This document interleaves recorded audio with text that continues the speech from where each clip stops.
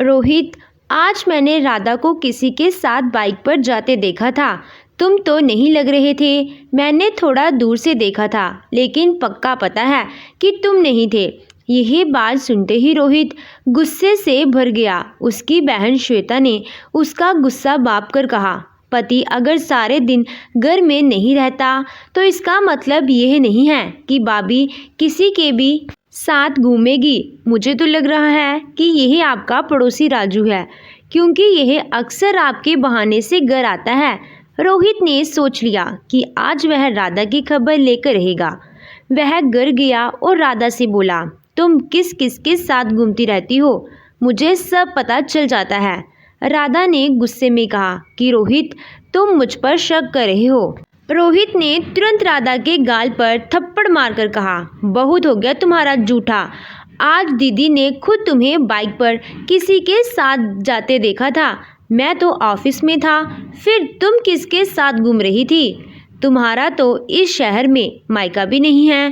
तभी पीछे से किसी की आवाज़ आई। मैंने सोचा नहीं था आप ऐसे निकलोगे। आवाज़ जानी पहचानी थी और जिसे सुनते ही रोहित के होश उड़ गए। कहानी की पूरी सच्चाई जानने के लिए वीडियो को पूरा देखें और हमारे चैनल को सब्सक्राइब करना बिल्कुल ना भूलें। रोहित पति पत्नी राधा के साथ रहता था। माता पिता बहुत पहले ही साथ छोड़कर जा चुके थे, लेकिन एक छोटा भाई था जिसका नाम अंकित था और वह दूसरे शहर में हॉस्टल में रहता था। वह छुट्टियों में ही घर आया करता था। इसी शहर में रोहित की बहन श्वेता भी रहा करती थी, जो कभी कभी अपने पति के साथ रोहित से मिलने भी आती थी। माता पिता के जाने के बाद श्वेता घर से काफ़ी सामान ले जाना चाहती थी, लेकिन रोहित ने साफ कह दिया था कि दीदी, हमें भी चीज़ों की ज़रूरत है। तुम तो जानती हो आजकल कितनी महंगाई है। श्वेता ने एक बार कहा कि तुम घर में 2 ही लोग हो, तो इतनी बड़ी डाइनिंग टेबल का क्या करोगे? यह मुझे दे दो। तो रोहित ने मना करते हुए कहा, दीदी, यह डाइनिंग टेबल सब काम आती है। जब आप और अंकित आ जाते हो, सब साथ बैठकर खाना खाते हैं तो कितना अच्छा लगता है। वैसे भी यही है मम्मी पापा की निशानी, इसीलिए मैं इसको किसी को नहीं दे सकता। धीरे धीरे श्वेता को एहसास हो गया कि घर से कुछ भी मिलने वाला नहीं है, लेकिन उसे ऐसा भी लगता था कि यह सब उसकी भाभी राधा की वजह से हो रहा है। वह कभी कभी रोहित के यहाँ रहने आ जाती थी तो राधा से खूब सेवा करवाती थी। पहले अंकित अपने भाई के साथ इसी शहर में रहा करता था। अंकित रोहित से कुछ अलग था और भाभी के साथ घर के काम में मदद करवाता था। यह देखकर श्वेता बुरी तरह झुलस जाती थी और अकेले में रोहित से कहने लगती थी कि रोहित, राधा तेरी बीवी है या अंकित की? जब देखो अंकित राधा के आगे पीछे भाभी भाभी करते घूमता रहता है। क्या तुझे यह अजीब नहीं लगता? तो रोहित ने कहा कि नहीं दीदी, वह तो राधा को अपनी माँ मानता है। आप ऐसा क्यों सोचती हो? राधा ने एक बार रोहित से कहा, रोहित, कदम बहकते देर नहीं लगती है। मुझे तो लगता है राधा अंकित को बिगाड़ रही है। अरे, इतना ख्याल तो वह तेरा भी नहीं रखती जितना वह रोहित का रखती है। दीदी की यही बातें सुनकर अब रोहित को भी राधा पर गुस्सा आने लगा था। उसने कई बार अंकित को डांट कर कहा कि जब भाभी खाना बनाती है तो तू रसोई में ही क्यों खड़ा रहता है? जब देखो भाभी से बातें करता रहता है। अरे, बातें ही करेगा तो पढ़ाई कब करेगा? तुझे इंजीनियरिंग करनी है ना, तो सोच ले। अगर तेरे नंबर कम आए तो तुझे कभी भी हॉस्टल में नहीं भेजूंगा। अंकित को यही बात नॉर्मल लगी, लेकिन रोहित अब दोनों देवर भाभी पर नजर रख रहा था। श्वेता अक्सर हफ्ते के अंत में घर आ जाती थी, तो एक दिन उसने राधा को कहते सुना कि आज कितना अच्छा मौसम हो रहा है कि छत पर जाकर कॉफ़ी पीने का मन कर रहा है। लेकिन कब से तुम्हारे भैया से कह रही हूँ, वह तो छत पर जाने को तैयार ही नहीं है। जब देखो ऑफिस के काम में उलझे रहते हैं। उनके पास तो मेरे लिए समय ही नहीं है। अंकित ने राधा का चेहरा देखकर कहा, तो भाभी उदास क्यों होती हो? आप कॉफ़ी बनाओ, फिर हम दोनों साथ चलकर छत पर पियेंगे। अंकित ने यह बात कही तो राधा के उदास चेहरे पर मुस्कुराहट आ गई और उसने जड़ से कॉफी बनाने रख दी। मगर श्वेता ने दोनों की खिलखिलाने की आवाज़ सुन ली और तुरंत रोहित से जाकर कहा, रोहित ज़रा ऊपर जाकर देखो, इन दोनों देवर भाभी को तो किसी की ज़रूरत ही नहीं है। सच कहते हैं कि घर में बड़ों का होना बहुत ज़रूरी होता है। अगर आज मम्मी पापा होते तो राधा की ऐसी करने की हिम्मत नहीं होती। रोहित ये सुनकर गुस्से से उबल गया और सीधा दनदनाते हुए छत पर पहुंच गया। देखा तो दोनों कॉफ़ी पीते पीते हंसकर बातें कर रहे थे। यह देखते ही रोहित ने गुस्से में कहा, तुम दोनों को किसी की शर्म है या नहीं? छत पर खड़ी इस तरह हंस हंस कर बातें कर रहे हो कि तुम्हारी आवाज़ नीचे तक पहुंच रही है। आसपास के लोग देखेंगे तो क्या सोचेंगे? राधा ने हंसकर कहा कि अरे आप इतना गुस्सा क्यों हो रहे हैं? अंकित को मेरे छोटे भाई जैसा है, लोगों की सोच से हमको फर्क क्यों पड़ने लगा? यह सुनते ही रोहित ने राधा के गाल पर थप्पड़ मारकर कहा, चुपचाप नीचे चली जाओ और अंकित तू भी नीचे जाकर पढ़ाई कर। राधा रोते हुए नीचे चली गई और अंकित भी चुपचाप नीचे चला गया। तब श्वेता ने अपने भाई से कहा, रोहित मैं तो कह रही हूँ इनको घर में अकेला छोड़ने की ज़रूरत नहीं है। तू तो सारा दिन ऑफिस में नहीं रहता है, पता नहीं ये दोनों क्या करते होंगे। रोहित ने श्वेता से कहा कि श्वेता तुम ठीक कह रही हो, तुम कुछ दिन के लिए यहाँ आ जाओ, बाद में जब अंकित का रिजल्ट आएगा तब मैं इसको हॉस्टल भेज दूंगा, फिर तुम अपने घर चली जाना। श्वेता को तो इससे बहुत सुकून मिल रहा था, लेकिन राधा के मन पर इसका बहुत बुरा असर पड़ रहा था। रोते रोते उसने अपने मन को समझाया था, रोहित लोगों के कारण ऐसा कर रहे हैं, वह जानते हैं कि मेरे मन में अंकित के लिए कोई गलत बात नहीं है और ना ही अंकित के मन में है, लेकिन वह नहीं जानती थी कि रोहित के मन में शक का बीज उसकी अपनी ही ननद श्वेता ने बोया था। उधर अंकित भी सोचने लगा कि भैया समाज के कारण ऐसा कर रहे हैं, उनके मन में हमारे लिए कुछ नहीं है। श्वेता फिर कुछ दिन वहीं रहने लगी। एक दिन अंकित शाम के समय बाजार से समोसे लेकर आया तो देखते ही राधा ने कहा कि अरे वाह अंकित, तुमने तो मेरे मन की मुराद पूरी कर दी। आज मौसम अच्छा था और मेरा मन समोसे खाने का कर रहा था। अंकित ने हंसते हुए कहा कि देखा भाभी, मैंने कैसे आपके मन की बात समझ ली। यह समोसे मैं आपके लिए ही तो लाया हूँ। चलो आप चाय बनाओ, फिर सब मिलकर खाते हैं। दीदी आप भी आ जाओ। श्वेता यह देखकर जल बुनकर राख हो गई। वह मन में सोचने लगी कि मेरा ही भाई मेरे नहीं बल्कि भाभी के मन की बात समझता है। अरे मेरे लिए भी तो कुछ ला सकता था। अब देखना मैं तुम दोनों को कैसे सबक सिखाती हूँ। समोसे खाने के बाद श्वेता ने चुपके से रोहित को फ़ोन किया और नमक मिर्च लगाकर समोसे की कहानी सुना दी। ये सुनकर रोहित का खून खौलने लगा। वह रात को घर आया और राधा पर बरस पड़ा। अगर तुम्हें समोसे खाने हैं तो क्या तुम मुझसे नहीं कह सकती? अंकित को क्यों परेशान करती हो? राधा ने हंसकर कहा कि नहीं, भैया तो मेरे बिन कहे ही लेकर आए थे। यह बात सुनकर तो रोहित का गुस्सा और भी बढ़ गया और उसने अंकित से कहा, इतना दिमाग लोगों के अंदर की बात जानने में लगाता है तो इतना दिमाग पढ़ाई में क्यों नहीं लग रहा है? रोहित को गुस्सा देखकर किसने कहा कि भैया आप इतना गुस्सा क्यों हो रहे हो? तो रोहित ने अंकित को भी थप्पड़ मार दिया और कहा, बड़े भाई से जुबान चलाता है। माँ बाप के जाने के बाद बस यही दिन देखना बाकी रह गया है। अंकित कुछ समझ ही नहीं पाया और चुपचाप अपने कमरे में चला गया। तो श्वेता ने रोहित के कंधे पर हाथ रखकर कहा, रोहित बिल्कुल सही कर रहे हो, इन दोनों की लगाम खींचकर नहीं रखी तो पता नहीं दोनों क्या करेंगे। अरे समाज में भी तो मुंह दिखाना है। श्वेता तो मन ही मन बहुत खुश हो रही थी कि मोहित वही कर रहा है जैसा वह चाहती है। एक दिन राधा का जन्मदिन आ गया तो रोहित कहकर गया कि शाम को तैयार रहना, सब लोग बाहर खाना खाने चलेंगे। लेकिन जब रोहित शाम को घर आया तो उसने देखा कि राधा ने एक बहुत ही खूबसूरत साड़ी पहन रखी है। तो रोहित ने देखते ही कहा, यह साड़ी तो बहुत खूबसूरत है, मगर मैंने यह पहले तुम्हारे पास नहीं देखी। तो राधा ने मुस्कुराकर कहा, अच्छी लग रही है ना? मुझे यह अंकित भैया ने गिफ्ट में दी है।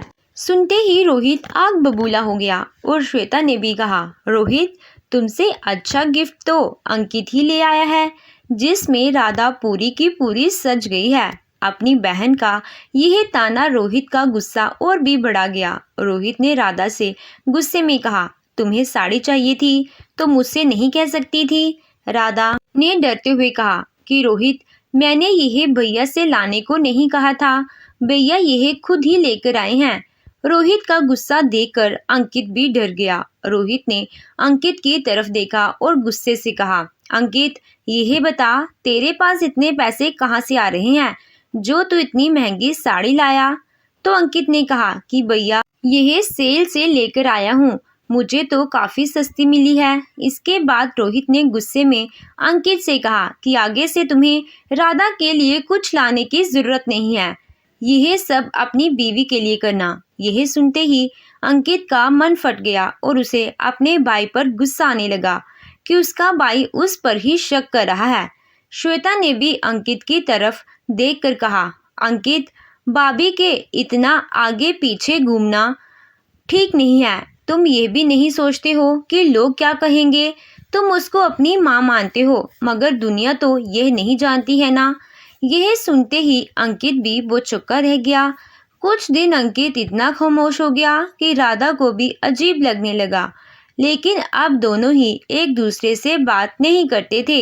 श्वेता दिन भर बिस्तर पर लेटी रहती थी और राधा पर नजर रखती थी। इम्तिहान खत्म होने ही अंकित ने अपने भाई से कहा कि भैया, आप मेरी एडमिशन की तैयारी कर दो, अब मैं यहाँ से जाना चाहता हूँ।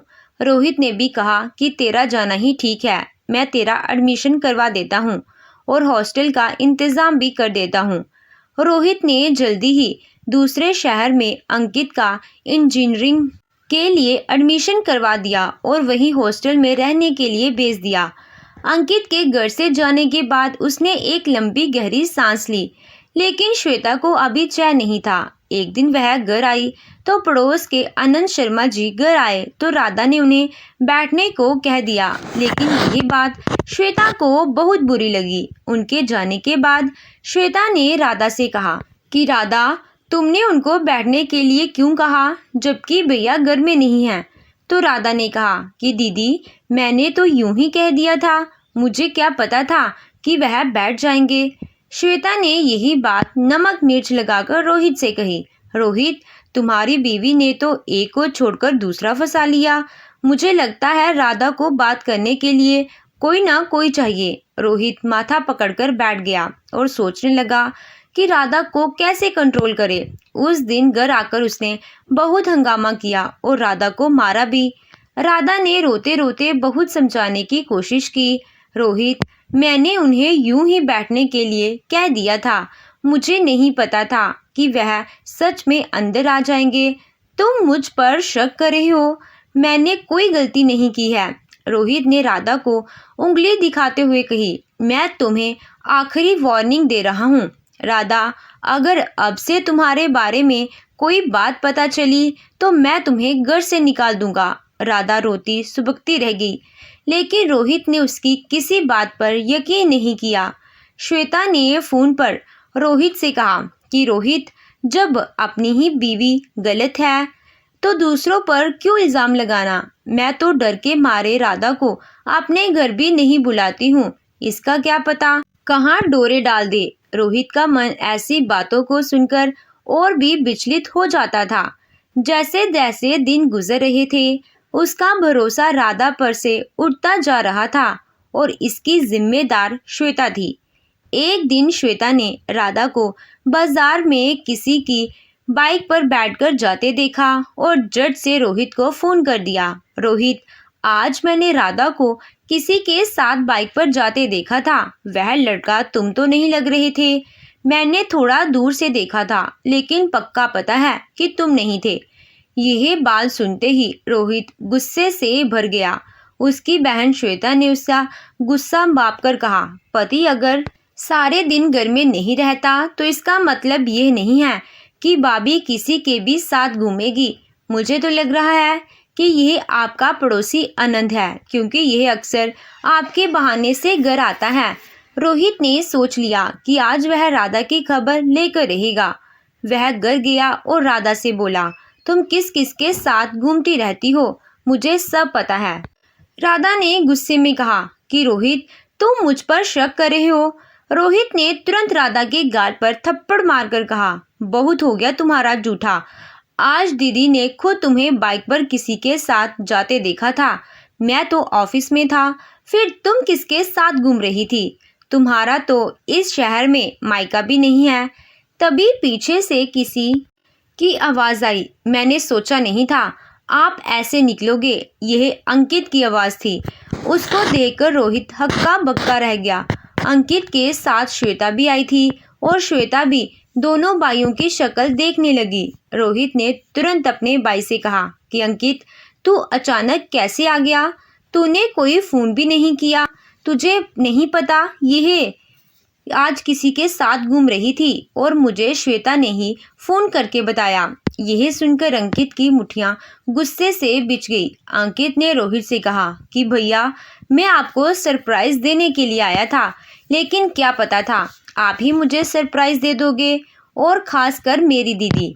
अगर आपको शक था कि भाभी किसी के साथ घूम रही थी तो उनको फ़ोन करके पूछ सकते थे। सच तो ये है कि भाभी मेरे साथ ही और मेरी बाइक पर थी। मैं ही उनका घर से लेकर गया था, क्योंकि मुझे कुछ शॉपिंग करनी थी। मैं किसी से आपको मिलवाना चाहता था और यह बात भाभी को बताई थी। उसी के लिए गिफ्ट खरीदने थे और भाभी को ले गया था, क्योंकि मुझे गिफ्ट खरीदने नहीं आते हैं और मुझे भाभी की मदद चाहिए थी। रोहित ये सुनकर दंग रह गया और वह गुस्से से श्वेता का चेहरा देखने लगा। अंकित ने अपनी बहन की तरफ देखकर फिर से गुस्से से कहा, भैया, श्वेता दीदी हमेशा आपके कान भरती आई है। यह मुझे पता चल गया था और इसीलिए मैं यहाँ रुकना नहीं चाहता था। मुझे पता था कि दीदी भाभी से नफरत करती है और इसीलिए उन पर उल्टे सीधे इल्ज़ाम लगाती रहती है, लेकिन मैं भाभी के चरित्र पर बार बार इल्ज़ाम लगाते नहीं देख पा रहा था। मगर आज तो हद ही हो गई। राधा तुरंत अंकित के पास आई और बोली, अंकित, मैं हमेशा तुम्हें अपना छोटा भाई माना, मगर इन लोगों की नज़र में कितनी गंदगी है जो यह अच्छा नहीं सोच सके। रोहित ने श्वेता पर गरजते हुए कहा, श्वेता, मुझे शर्म आ रही है कि तुम मुझे मेरी पत्नी के खिलाफ भड़का रही थी। अगर मैं गुस्से में आकर इसको तलाक दे देता तो शायद तुम बहुत खुश होती। मैं राधा पर लगातार शक कर रहा था और तुम उसको बढ़ावा दे रही थी। अब मुझे याद आ रहा है कि तुमने एक बार भी नहीं कहा कि रोहित, राधा की गलती नहीं है, बल्कि तुम यही कहती रही कि राधा का चरित्र गिरा रहा है, यह आदमियों को फंसाती है और इसीलिए मैं इसको घर भी नहीं बुलाती हूँ। राधा ने जैसे ही रोहित के मुंह से यह बात सुनी तो उसकी आंखों में जैसे खून भी उतर आया। वह अपनी ननद को मारने के लिए दौड़ी, मगर अंकित ने राधा को पकड़कर कहा, भाभी, आप इनको मारकर अपने हाथ मत गंदे करो। मेरा आज से इनसे कोई संबंध नहीं है। इनके लिए यही सज़ा काफ़ी है। श्वेता रोते हुए उसी वक्त अपने घर चली गई और रोहित राधा से माफ़ी मांगते हुए बोला, राधा, मुझे माफ़ कर दो। श्वेता ने मेरी आंखों पर ऐसा पर्दा डाला कि मैं सच्चाई नहीं देख पाया। मैं अपने ही भाई और अपनी ही पत्नी को गलत समझता रहा। मुझे तो अब खुद पर ही शर्म आ रही है। हो सके तो मुझे माफ़ कर दो। राधा ने रोते हुए कहा, आप सोच भी नहीं सकते कि मैं कितने दुख से गुजर रही थी जब आप मुझ पर शक कर रहे थे। यह सब दीदी के कारण हुआ है, लेकिन आपको भी अपनी पत्नी पर भरोसा रखना चाहिए था। मैं आपको एक और मौका देती हूँ, लेकिन अगली बार यह भरोसा टूटा तो मैं चली जाऊंगी। यह सुनकर रोहित ने रोते हुए राधा को गले से लगा लिया और अंकित खुश होते हुए बोला, चलो, आज के लिए इतनी खुशी बहुत है। भैया भाभी को हमेशा प्यार देना, उनको कभी अकेला मत छोड़ना। रोहित ने अपने भाई को भी गले से लगा लिया और कहा कि मुझे तुझ पर गर्व है। तो दोस्तों, आपको ये कहानी कैसी लगी कमेंट करके ज़रूर बताइएगा। कहानी अच्छी लगी हो तो वीडियो को लाइक कीजिएगा, चैनल पे नए हो तो चैनल को सब्सक्राइब कीजिएगा। Thank you.